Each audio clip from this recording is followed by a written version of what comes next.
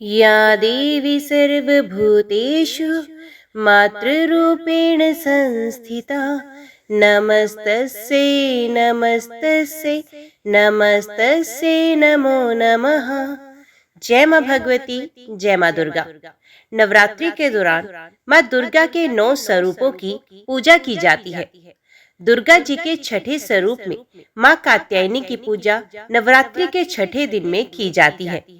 इस दिन माँ कात्यायनी की पूजा अर्चना करने से रोग, शोक, संताप और भय नष्ट हो जाते हैं।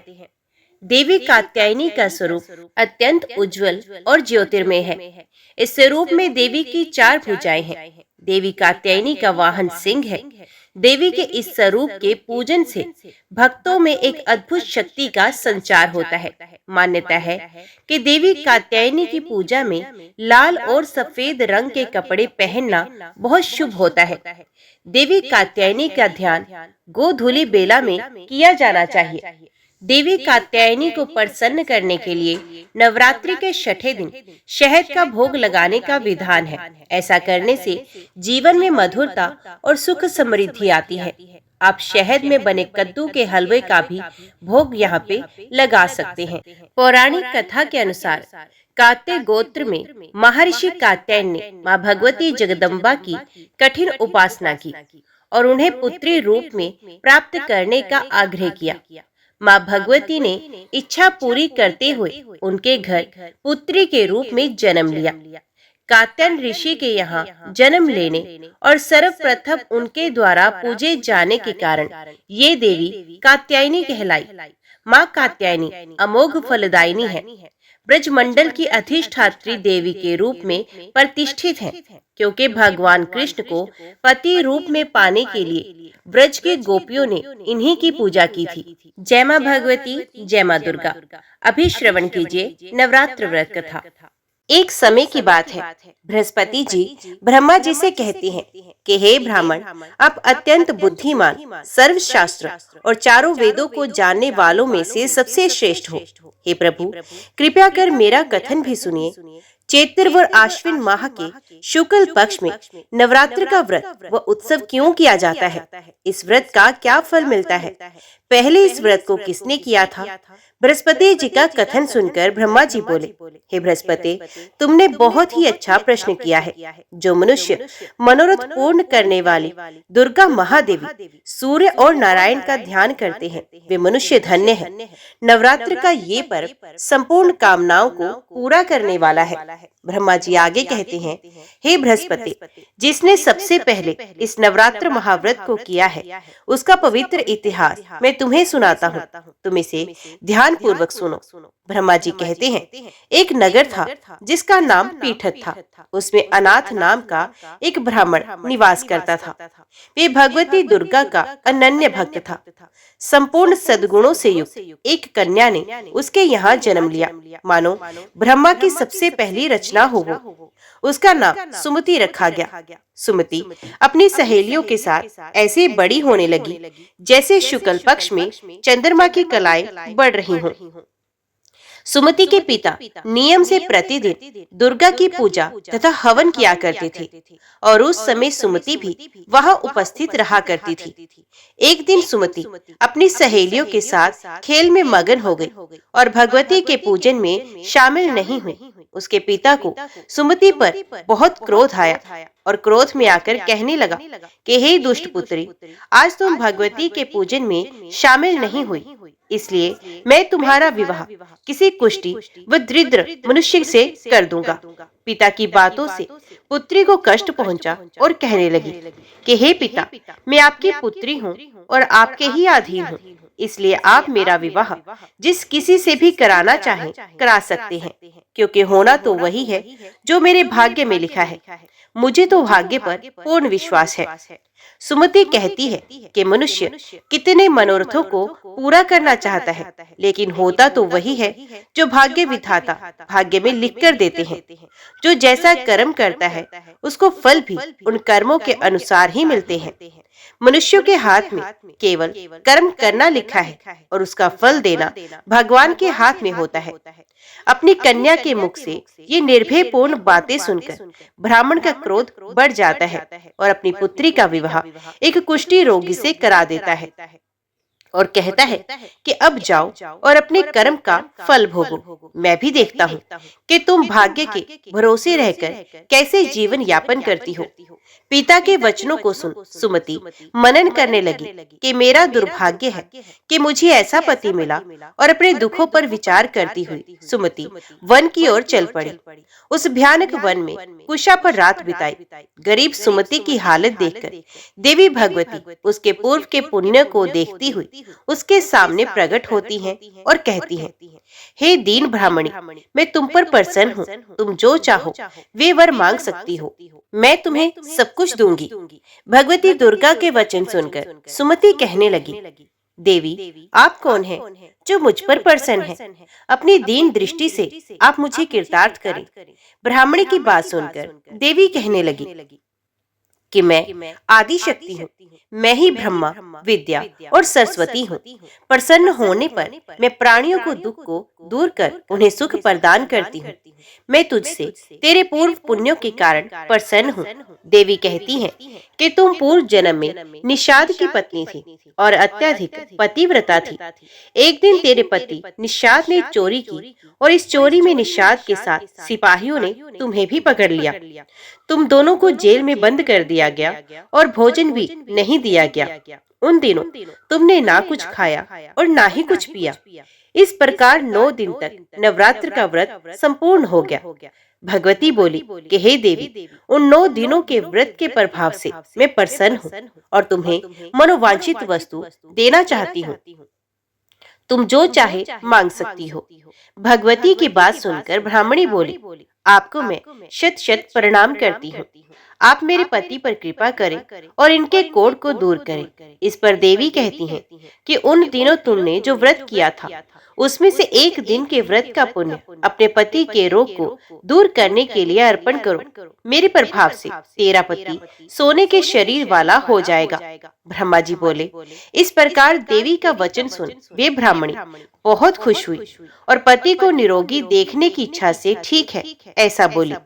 उसके पति का शरीर भगवती देवी की कृपा से ठीक होकर सोने की कांति सा हो गया, मानो उसकी कांति के समक्ष चंद्रमा की कांति भी फीकी पड़ गई हो।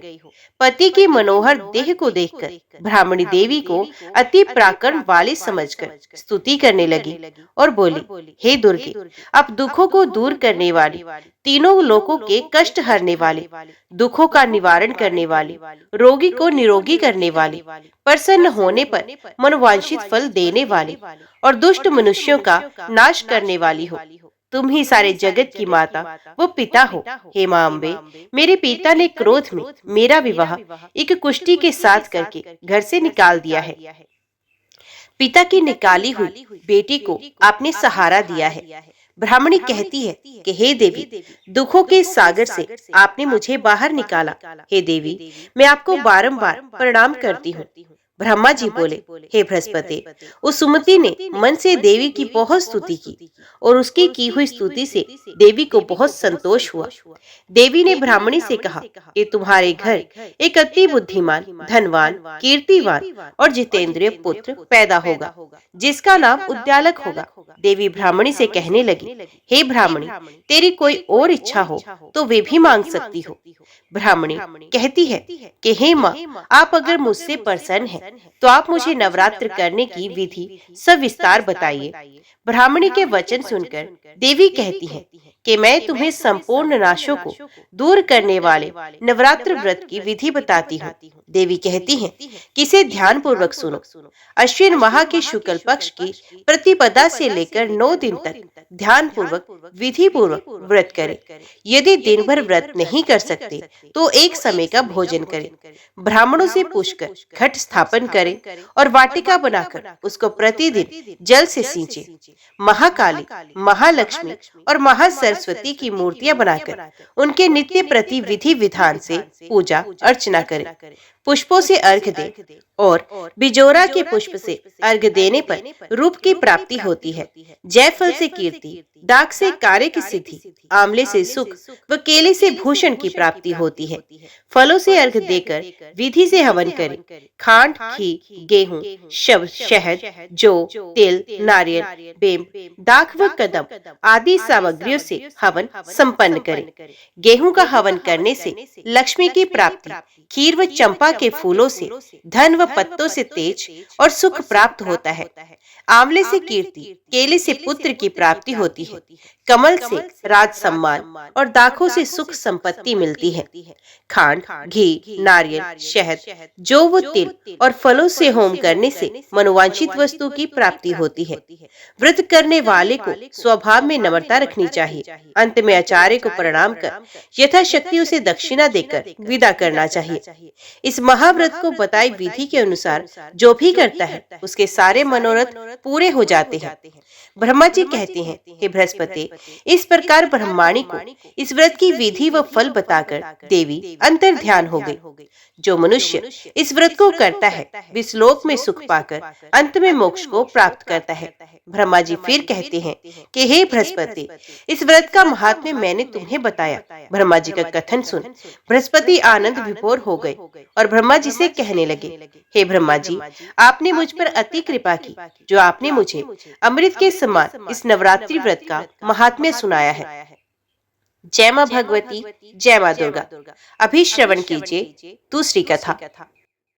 जनमेजय बोले, हे द्विज श्रेष्ठ, नवरात्र के आने पर और विशेष करके शारदीय नवरात्र में क्या करना चाहिए, उसका विधान अब मुझे भलीभांति बताइए। हे महामते, उस पूजन का क्या फल है और उसमें किस विधि का पालन करना चाहिए? हे द्विजवर, कृपया विस्तार के साथ मुझे ये सब बताइए। व्यास जी बोले, हे राजन, अब मैं पवित्र नवरात्र व्रत के विषय में बता रहा हूँ। सुनिए, शीतकाल के नवरात्र में विशेष करके ये व्रत करना चाहिए। उसी प्रकार प्रेम पूर्वक वसंत ऋतु के नवरात्र में भी इस व्रत को करें। ये दोनों ऋतुएं सब प्राणियों के लिए यम दृष्टा कही गई हैं। शरत तथा वसंत नामक ये दोनों ऋतुएं संसार में प्राणियों के लिए दुर्गम है। अतएव आत्म कल्याण के इच्छुक व्यक्ति को बड़े यत्न के साथ ये नवरात्र व्रत करना चाहिए। ये वसंत तथा शरद दोनों ही ऋतुएं बड़ी भयानक है और मनुष्यों के लिए रोग उत्पन्न करने वाली हैं। ये सबका विनाश कर देने वाली हैं। अतएव हे राजन, बुद्धिमान लोग को शुभ चैत्र तथा अश्विन मास में भक्ति पूर्वक चंडिका देवी का पूजन करना चाहिए। अमावस्या आने पर व्रत की सभी शुभ सामग्री एकत्रित कर ले और उस दिन एक भुक्त व्रत करे और हविष्य ग्रहण करे। किसी समतल तथा पवित्र स्थान में 16 हाथ लंबे चौड़े स्तंभ तथा ध्वजाओं में सुसज्जित मंडप का निर्माण करना चाहिए। उसको सफेद मिट्टी और गोबर से लिपवा दे। तत्पश्चात उस मंडप के बीच में सुंदर चौरस और स्थिर वेदी बनाए। ये वेदी 4 हाथ लंबी, चौड़ी और हाथ भर ऊंची होनी चाहिए। पीठ के लिए उत्तम स्थान का निर्माण करें और तथा विविध रंग के तोरण लटकाएं और ऊपर चांदनी लगवानी चाहिए। रात्रि में देवी का तत्व जानने वाले सदाचारी संयमी और वेद वेदांग के पारंगत विद्वान ब्राह्मणों को आमंत्रित करके प्रतिपदा के दिन प्रातः काल नदी, नद, तड़ाग, बावली, कुआं अथवा घर पर ही विधिवत स्नान करें। प्रातः काल के समय नित्य क्रम करके ब्राह्मणों को वरण कर उन्हें मधु पर तथा अर्घ्य पादम आदि अर्पण करें। अपनी शक्ति के अनुसार उन्हें वस्त्र, अलंकार आदि प्रदान करें। धन रहते हुए इस काम में कभी कृपणता न करें। संतुष्ट ब्राह्मणों के द्वारा किया हुआ कर्म समय प्रकार से परिपूर्ण होता है। देवी का पाठ करने के लिए 9, 5, 3 अथवा 1 ब्राह्मण बताए गए हैं। देवी भागवत का पारायण करने के कार्य में किसी शांत ब्राह्मण का वर्ण करें और वैदिक मंत्रों से स्वसित वाचन कराएं। वेदी पर रेशमी वस्त्र से आच्छादित सिंहासन स्थापित करें। उसके ऊपर 4 भुजाओं तथा उनमें आयुधों से युक्त देवी की प्रतिमा स्थापित करें। भगवती की प्रतिमा रत्नमय भूषणों से युक्त, मोतियों के हार से अलंकृत, दिव्य वस्त्रों से सुसज्जित, शुभ लक्षण संपन्न और सौम्य आकृति की हो। वे कल्याणमयी भगवती शंख, चक्र, गदा, पद्म धारण किए हुए हों और सिंह पर सवार हों अथवा 18 भुजाओं से सुशोभित सनातनी देवी को प्रतिष्ठित करें। भगवती की प्रतिमा के अभाव में नवार्ण मंत्र युक्त यंत्र को पीठ पर स्थापित करें और पीठ पूजा के लिए पास में कलश भी स्थापित करें। वे कलश पंच पल्लव युक्त वैदिक मंत्रों से भली भांति संस्कृत उत्तम तीर्थ के जल से पूर्ण और स्वर्ण तथा पंचरत्न में होना चाहिए। पास में पूजा की सब सामग्रियां रखकर उत्सव के निमित्त गीत तथा वाद्यों की ध्वनि में करानी चाहिए। हस्त नक्षत्र युक्त नंदा प्रतिपदा तिथि में पूजन श्रेष्ठ माना गया है। हे राजन, पहले दिन विधिवत किया हुआ पूजन मनुष्यों का मनोरथ पूर्ण करने वाला होता है। सबसे पहले उपवास व्रत, एक भुक्त व्रत अथवा नक्त व्रत, इनमें से किसी एक व्रत के द्वारा नियम करने के पश्चात ही पूजा करनी चाहिए। पूजन के पहले प्रार्थना करते हुए कहें, हे माता, मैं सर्वश्रेष्ठ नवरात्र व्रत करूंगा। हे देवी, हे जगदम्बे, इस पवित्र कार्य में आप मेरी संपूर्ण सहायता करें। इस व्रत के लिए यथाशक्ति नियम रखें। उसके बाद मंत्रोच्चारण पूर्वक विधिवत भगवती का पूजन करें। चंदन, अगरू, कपूर तथा मंदार, करंज, अशोक, चंपा, कनेल, मालती, ब्राह्मी आदि सुगंधित पुष्पों, सुंदर बिलपत्रों और धूप दीप से विधिवत भगवती जगदम्बा का पूजन करना चाहिए। उस अवसर पर अर्घ्य भी प्रदान करें। हे राजन, नारियल, बिजोरा नींबू, दाडिम, केला, नारंगी, कटहल तथा बिलपत्र आदि अनेक प्रकार के सुंदर फलों के साथ भक्ति पूर्वक अन्न का नैवेद्य एवं पवित्र बलि अर्पित करें। होम के लिए त्रिकोण कुंड बनाना चाहिए अथवा त्रिकोण के मान के अनुरूप उत्तम वेदी बनानी चाहिए। विविध प्रकार के सुंदर द्रव्यों से प्रतिदिन भगवती का त्रिकाल प्रातः, सायं, मध्याह्न पूजन करना चाहिए और गायन, वादन तथा नृत्य के द्वारा महान उत्सव मनाना चाहिए। व्रती नित्य भूमि पर सोए और वस्त्र, आभूषण तथा अमृत के सदृश दिव्य भोजन आदि से कुमारी कन्याओं का पूजन करे। नित्य एक ही कुमारी का पूजन करे अथवा प्रतिदिन एक एक कुमारी की संख्या के वृद्धि क्रम से पूजन करे अथवा प्रतिदिन दुगुने तिगुने के वृद्धि क्रम से और या तो प्रत्येक दिन 9 कुमारी कन्याओं का पूजन करे। अपने धन सामर्थ्य के अनुसार भगवती की पूजा करे, किंतु हे राजन, देवी के यज्ञ में धन की कृपणता ना करे। हे राजन, पूजा विधि में 1 वर्ष की अवस्था वाली कन्या नहीं लेनी चाहिए, क्योंकि वे कन्या गंध और भोग आदि पदार्थों के स्वाद से बिल्कुल अनजान रहती है। कुमारी कन्या वे कही गई है जो 2 वर्ष की हो चुकी हो। 3 वर्ष की कन्या त्रिमूर्ति, 4 वर्ष की कन्या कल्याणी, 5 वर्ष की रोहिणी, 6 वर्ष की कालिका, 7 वर्ष की चंडिका, 8 वर्ष की शांभवी, 9 वर्ष की दुर्गा और 10 वर्ष की कन्या सुभद्रा कहलाती है। इससे ऊपर की अवस्था वाली कन्या का पूजन नहीं करना चाहिए, क्योंकि वे सभी कार्यों में निंदनीय मानी जाती हैं। इन नामों से कुमारी का विधिवत पूजन सदा करना चाहिए। अब मैं इन 9 कन्याओं के पूजन से प्राप्त होने वाले फलों को कहूंगा। कुमारी नाम की कन्या पूजित होकर दुख तथा दरिद्रता का नाश करती है। वे शत्रुओं का क्षय और धन, आयु तथा बल की वृद्धि करती है। त्रिमूर्ति नाम की कन्या का पूजन करने से धर्म, अर्थ, काम की पूर्ति होती है। धन धान्य का आगम होता है। जो राजा विद्या, विजय, राज्य तथा सुख की कामना करता हो, उसे सभी कामनाएं प्रदान करने वाली कल्याणी नामक कन्या का नित्य पूजन करना चाहिए। शत्रुओं का नाश करने के लिए भक्ति पूर्वक कालिका कन्या का पूजन करना चाहिए। धन तथा ऐश्वर्य की अभिलाषा रखने वाले चंडिका कन्या की समय अर्चना करनी चाहिए। हे राजन, सम्मोहन, दुख, दारिद्र्य के नाश तथा संग्राम में विजय के लिए शांभवी कन्या की नित्य पूजा करनी चाहिए। क्रूर शत्रु के विनाश एवं उग्र क्रम की साधना के निमित्त परलोक में सुख पाने के लिए दुर्गा नामक कन्या की भक्ति पूर्वक आराधना करनी चाहिए। मनुष्य अपने मनोरथ की सिद्धि के लिए सुभद्रा की सदा पूजा करे और रोग नाश के निमित्त रोहिणी की विधिवत आराधना करे। शिरस्तु इस मंत्र से अथवा किन्हीं भी श्रीयुक्त देवी यंत्र से अथवा बीज मंत्र से भक्ति पूर्वक भगवती की पूजा करनी चाहिए। जो भगवती कुमार के रहस्यमय तत्वों और ब्रह्मादि देवताओं की भी लीला पूर्वक रचना करती हैं, उन कुमारी का मैं पूजन करता हूँ। जो सत्व आदि तीनों गुणों से तीनों रूप धारण करती हैं, जिनके अनेक रूप हैं तथा जो तीनों कालों में सर्वत्र व्याप्त रहती हैं, उन भगवती त्रिमूर्ति की मैं पूजा करता हूँ। निरंतर पूजित होने पर जो भक्तों का नित्य कल्याण करती हैं, सब प्रकार की कामनाओं को पूर्ण करने वाली उन भगवती कल्याणी का मैं भक्ति पूर्वक पूजन करता हूँ, जो देवी संपूर्ण जीवों के पूर्व जन्म के संचित कर्म रूपी बीजों का रोपण करती हैं। उन भगवती रोहिणी की मैं उपासना करता हूँ, जो देवी काली कल्पांत में चराचर सहज संपूर्ण ब्रह्मांड को अपने में विलीन कर लेती हैं। उन भगवती कालिका की मैं पूजा करता हूँ। अत्यंत उग्र स्वभाव वाली, उग्र रूप धारण करने वाली, चंड मुंड का संहार करने वाली तथा घोर पापों का नाश करने वाली उन भगवती चंडिका की मैं पूजा करता हूँ। वेद जिनके स्वरूप है, उन्हीं वेदों के द्वारा जिनकी उत्पत्ति अकारण बताई गई है, उन सुखदायिनी भगवती शांभवी का मैं पूजन करता हूँ, जो अपने भक्तों को सर्वदा संकट से बचाती हैं, बड़े बड़े विघ्नों तथा दुखों का नाश करती हैं और सभी देवताओं के लिए दुर्जय हैं। उन भगवती दुर्गा की मैं पूजा करता हूँ, जो पूजित होने पर भक्तों का सदा कल्याण करती हैं, और उन अमंगल नाशिनी भगवती सुभद्रा की मैं पूजा करता हूँ। विद्वानों को चाहिए कि वस्त्र भूषण माला गंध आदि श्रेष्ठ उपचारों से इस मंत्र के द्वारा सर्वदा कन्याओं का पूजन करें। व्यास जी बोले, हे राजन, जो कन्या किसी अंग से हीन हो, कोढ़ तथा घाव युक्त हो, जिसके शरीर के किसी अंग से दुर्गंध आती हो और जो विशाल कुल में उत्पन्न हुई हो, ऐसी कन्या का पूजन में परित्याग कर देना चाहिए।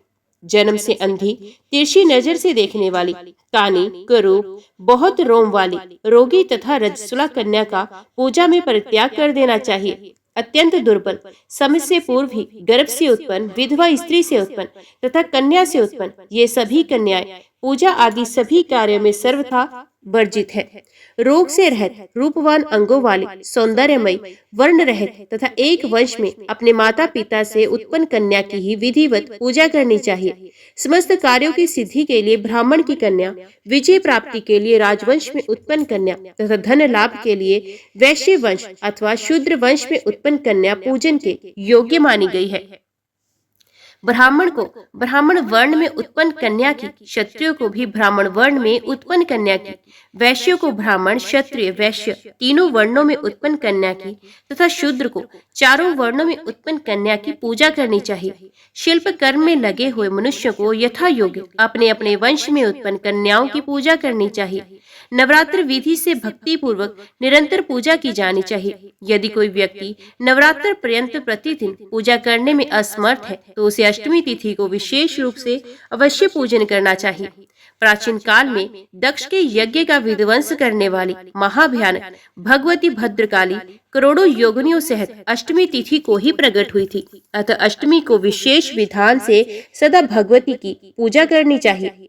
उस दिन विविध प्रकार के उपहारों, गंध, माला, चंदन के अनुलेप, पायस आदि के हवन, ब्राह्मण भोजन तथा फल पुष्प आदि उपहारों से भगवती को प्रसन्न करना चाहिए। हे राजन, पूरे नवरात्र भर उपवास करने में असमर्थ लोगों के लिए 3 दिन का उपवास भी यथोक्त फल प्रदान करने वाला बताया गया है। भक्ति भाव से केवल सप्तमी, अष्टमी और नवमी इन 3 रात्रियों में देवी की पूजा करने से सभी फल सुलभ हो जाते हैं। पूजन, हवन, कुमारी पूजन तथा ब्राह्मण भोजन इनको संपन्न करने से वे नवरात्र व्रत पूरा हो जाता है, ऐसा कहा गया है।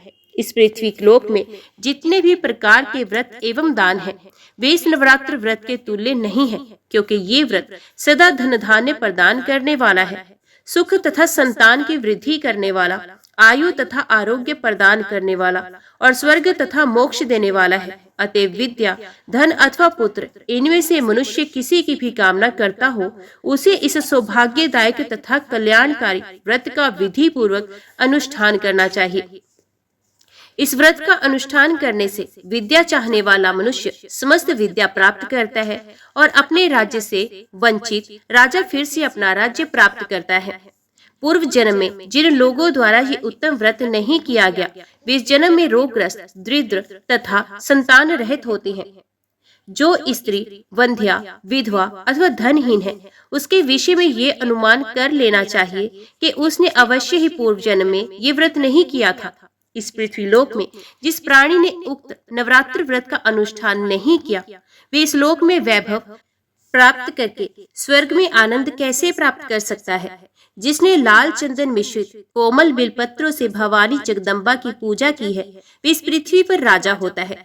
जिस मनुष्य ने दुख तथा संताप का नाश करने वाली, सिद्धियां देने वाली, जगत में सर्वश्रेष्ठ, शाश्वत तथा कल्याण स्वरूपिणी भगवती की उपासना नहीं की, वे इस पृथ्वी तल पर सदा ही अनेक प्रकार के कष्टों से ग्रस्त, दरिद्र तथा शत्रुओं से पीड़ित रहता है। विष्णु, इंद्र, शिव, ब्रह्मा, अग्नि, कुबेर, वरुण तथा सूर्य समस्त कामनाओं से परिपूर्ण होकर हर्ष के साथ जिन भगवती का ध्यान करते हैं, उन देवी चंडिका का ध्यान मनुष्य क्यों नहीं करते?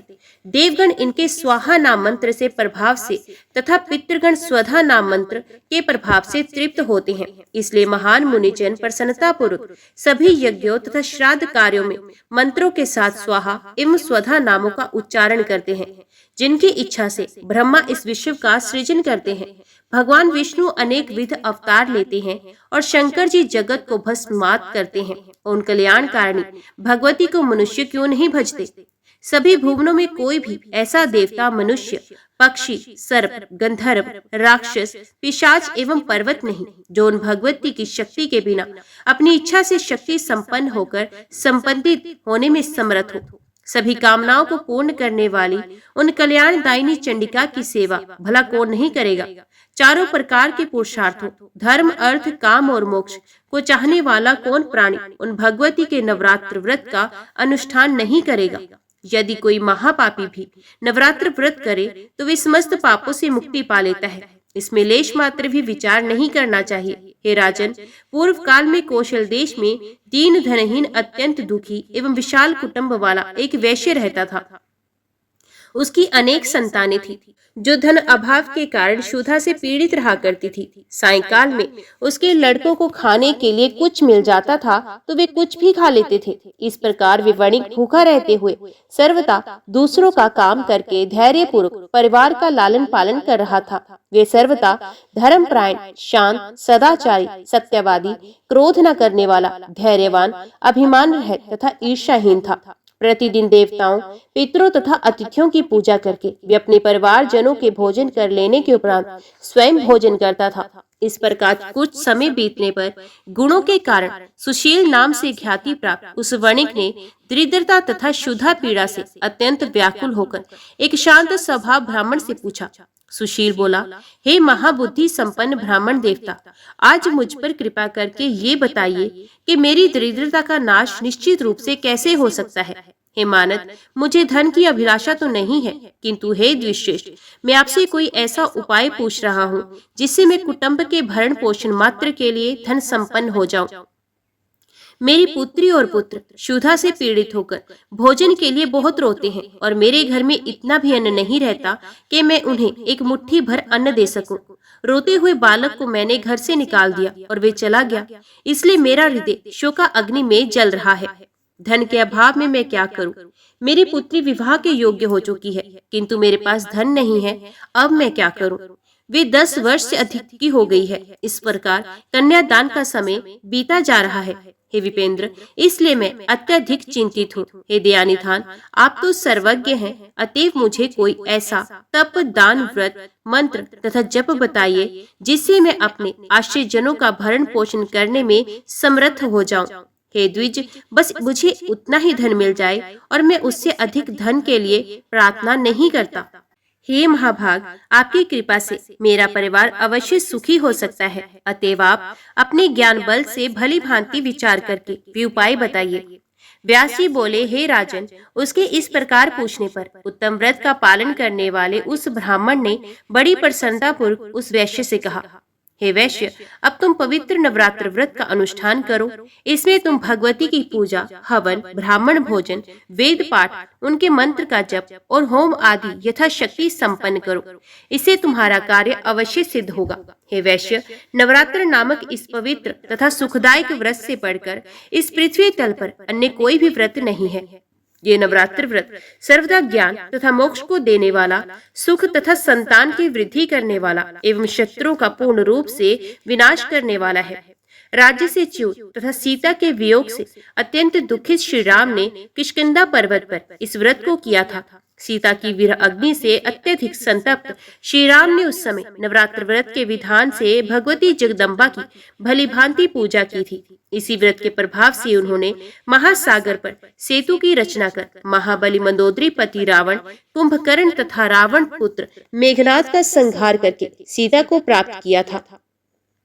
विभीषण को लंका का राजा बनाकर पुनः अयोध्या लौटकर उन्होंने निष्कंटक राज्य प्राप्त किया था। हे वैश्यवर, इस प्रकार अमित तेज वाले श्री राम जी ने इस नवरात्र व्रत के प्रभाव से पृथ्वी तल पर महान सुख प्राप्त किया। व्यास जी बोले, हे राजन, ब्राह्मण का ये वचन सुनकर उस वैश्य ने उन्हें अपना गुरु मान लिया और उनसे मायाबीज नामक उत्तम मंत्र की दीक्षा प्राप्त की। तत्पश्चात आलस्यहीन होकर अत्यंत भक्ति पूर्वक पूरे नवरात्र भर उसने उस मंत्र का जप किया और अनेक विध उपहारों से आदर पूर्वक भगवती का पूजन किया। इस प्रकार माया बीज प्राण उस वैश्य ने 9 वर्षों तक ये अनुष्ठान किया।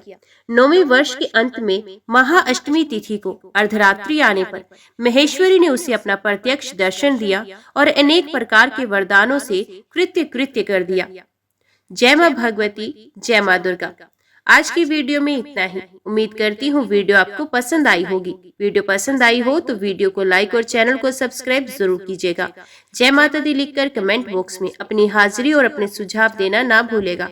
तो मिलते हैं अगली कथा अगले अध्याय के साथ। तब तक के लिए देखते व सुनते रहिए। जय मां कंजक, जय माता दी।